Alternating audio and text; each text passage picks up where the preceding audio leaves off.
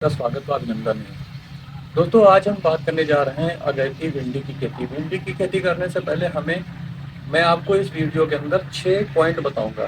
पहले तो मिट्टी की तैयारी, जुताई कैसे करनी है, मिट्टी की तैयारी कैसे करनी है, जुताई कैसे करनी है, बीज का कौन सा सिलेक्शन करना है, किस मेथड से हमें बुआई करनी है और किस टाइम पे कौन सी हमें दवा डालनी है, किस टाइम पे कौन सी हमें खाद डालनी है ताकि हम ज़्यादा से ज़्यादा उत्पादन ले सकें। तो ये 6 बिंदुओं पे बात करेंगे। सबसे पहले दोस्तों हम बात करते हैं, अगर हम अगैती यानी कि 20 जनवरी से पहले अगर अपनी खेत के अंदर भिंडी हम बो देते हैं तो हमें रेट भी अच्छा मिलता है और ये अगैती यानी कि पहले ही मार्केट में पहुंच जाती है, अन्य किसानों से पहले हम अपनी फसल को लेकर मार्केट के अंदर पहुंच जाते हैं। तो अगैती भिंडी की खेती करने अगर हम जा रहे हैं तो हमें 3 बातों का विशेष रूप से ध्यान रखना है अपनी मिट्टी की तैयारी को लेके। पहला है कि मिट्टी की पीएच मान। आप जो है अपनी मिट्टी की पीएच मान को चेक कर लीजिए। अगर वो 7.5 पीएच तक है तब तो आप उसमें खेती करिए भिंडी की, वरना ना करिए। दूसरी चीज़, 6 हो 5 हो तब भी आप भिंडी की खेती कर सकते। 5 पीएच मान से लगा के 7 साढ़े 7 पीएच मान के बीच में आपकी होनी चाहिए। वैसा सबसे अच्छा होता है 6 से 7 के बीच में पीएच मान। तो अगर इतना भी है ऊपर नीचे तो चल जाएगा, कोई दिक्कत नहीं है। तो पीएच मान जरूर चेक कर लीजिए। उसके अंदर दूसरा इम्पॉर्टेंट है कि आप रोटोवेटर से बाद में जुताई कराइएगा। पहले अपने खेत के अंदर 2 ट्राली पुरानी गोबर की खाद अपने खेत के अंदर डलवाइए। दूसरा इम्पॉर्टेंट ये है। तीसरा है बेसल डोज। यहाँ पे बेसल डोज में बहुत सारे लोग गलती करते हैं। जो फसल ज़मीन के अंदर की होती है उसका बेसल डोज दूसरा होता है, जो फसल ज़मीन के ऊपर यानी शाखाओं टहनियों में जो फल निकलते हैं उसका जो है बेसल डोज दूसरा होता है। और दोनों के लिए एक ही बेसल डोज नहीं लगता है। हाँ, कुछ खादें हैं जो एक जैसे लगती हैं। अब यहाँ पे हम भिंडी की बात कर रहे हैं तो यहाँ पे हमें 50 किलो जो है आपको यूरिया ले लेनी है, 50 किलो आपको पोटास ले लेनी है और 50 किलो आपके जो है डाया ले लेनी है। ये तीनों का कम्बिनेशन करना है। 5 किलो माइक्रो न्यूट्रेंट लेना है। ये तीनों का कम्बिनेशन करके आप खेत के अंदर छिड़काव विधि से छिड़क दीजिए और 2 ट्राली गोबर की खाद डालिए। उसके बाद में रोटोवेटर से अच्छे तरीके से मट्टी को पलटा लीजिए। मट्टी को पलटाने के बाद 2 से 3 बार कल्टीवेटर और रोटोवेटर के माध्यम से अपनी मिट्टी को खुरखुरा व मुलायम बना लें। नमी पर्याप्त होनी चाहिए खेत में, कि हाथ में मिट्टी आए तो नींजो तो पानी ना निकले। उस तरीके की नमी होनी चाहिए खेत के अंदर। और ये सब जब आप काम कर लेते हैं, मिट्टी को अपनी प्रॉपर तरीके से तैयार कर लेते हैं मेरी बताई गई विधि के अनुसार, गोबर की खाद डालनी है, एमओपी और जो है सिंगल सुपर और जो है यूरिया और डीएपी अगर डाल के और एक पैकेट जो है 5 किलो का माइक्रो न्यूट्रन डाल के अगर अच्छे से आप अपनी ज़मीन की तैयारी कर लेते हैं और गहरी जुताई करते हैं, फिर उसके बाद में बेड या नाली आपको निकलवानी है। बेड नाली निकलवाने के बाद में उस पर प्रॉपर वे में अगर मर्चिंग पेपर बिछाना चाहते हैं तो मर्चिंग पेपर 25 माइक्रोन का बिछा दीजिए। ये सबसे सही पेपर होता है।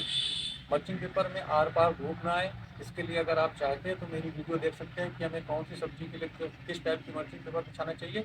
आई बटन पे उसको मैं लगा दूंगा, वहाँ से जाके आप देख सकते हैं। बिजली पे लगा सकते हैं, नहीं लगा सकते तो नॉर्मल देसी तरीके से आप कर सकते हैं। केवल रोटोवेटर से बेड निकालिए।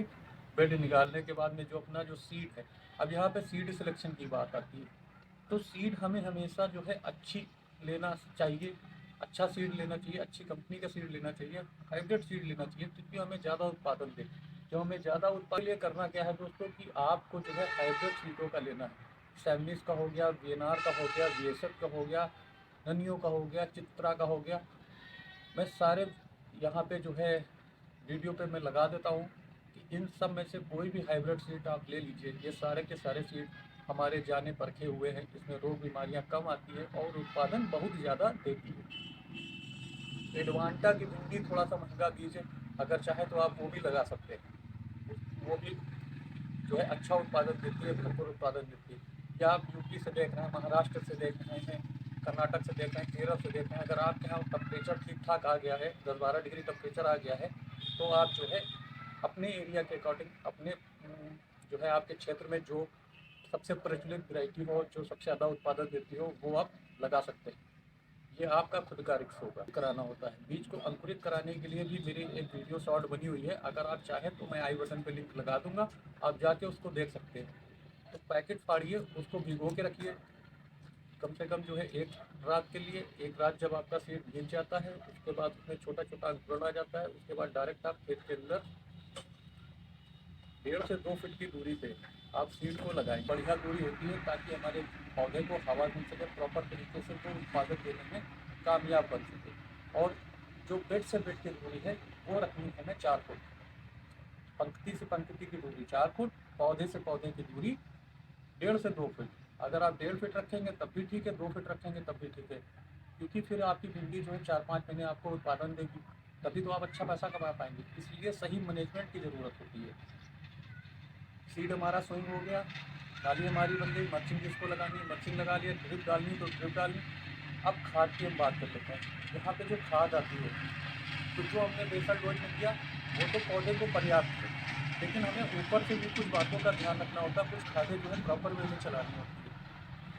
सीड आपका जर्मिनेट हो जाएगा तीसरे चौथे दिन, उसके बाद में 10 से 15 दिन की फसल पे आपका 4 पत्ती 5 पत्ती की फसल आपकी हो जाएगी। जैसे ही आपकी फसल 4 से 5 पत्ती की फसल आपकी होती है, वहाँ पे हमें फर्टिलाइज़र का ध्यान रखना होता है।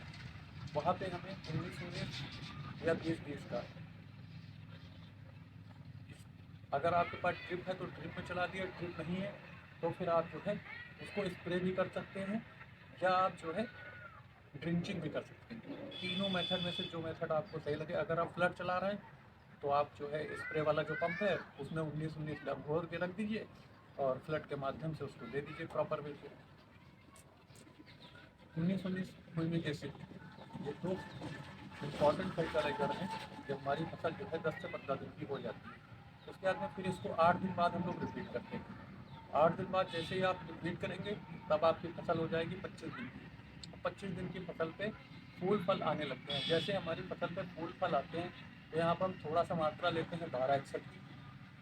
250 ग्राम 1261, 1 किलोग्राम 0.34।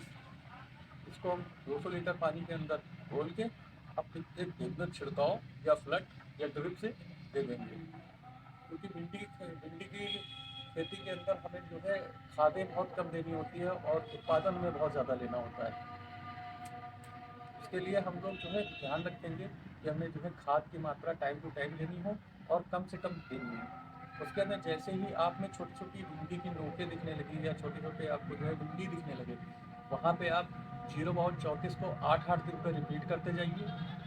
ये रिपीट करते जाइए। इसके बाद ध्यान रखना है कि आपकी जो है पत्ती का कलर चेंज ना हो, आपके जो है फ्रूट जो है टेढ़े मेढ़े ना हो, इन सब चीज़ों का ध्यान रखना है। अगर ऐसी कोई दिक्कत आ रही है तो वहाँ पे हमें दवाओं का उपयोग करते रहना है, फंगिसाइड डालते रहना है, और जो है क्या बोलते हैं फंगिसाइड डालते रहना है, ट्रैप लगा के रखना है। बहुत सारे ट्रैप आते हैं, yellow trap, blue trap, green trap, तो वाइट ट्रैप, इस तरीके के ट्रैप आते हैं जो हमें पता चल जाता है कि हमारी फसल के अंदर कौन कौन सी चीज़ सामना करना पड़ता है।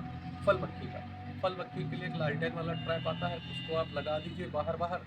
तो उससे क्या होगा कि आपके जो है फल मादा मक्खी आके वहीं आप फंस जाएगी और आपके प्लॉट के अंदर जाएगी नहीं, तो वहाँ पे आपके फल को छेदेगी नहीं। सूट बोरर और फूड बोरर, दो और आते हैं, इनकी दवा आप ले लीजिएगा, इसका भी स्प्रे कर दीजिएगा फल आने के बाद। सूट बोरर फूड बोरर का 2 स्प्रे आप कर दीजिएगा 10-10 दिन पे। फिर आपकी फसल जो है अच्छे से ग्रोथ करेगी। जब अच्छे से ग्रोथ करेगी तो साइज बढ़ाने के लिए और फूड पे शाइनिंग लाने के लिए हमें कैल्शियम बोरान का स्प्रे करना पड़ता है। कैल्शियम बोरान का स्प्रे करेंगे, यहीं पे हम जो खाद जो अपनी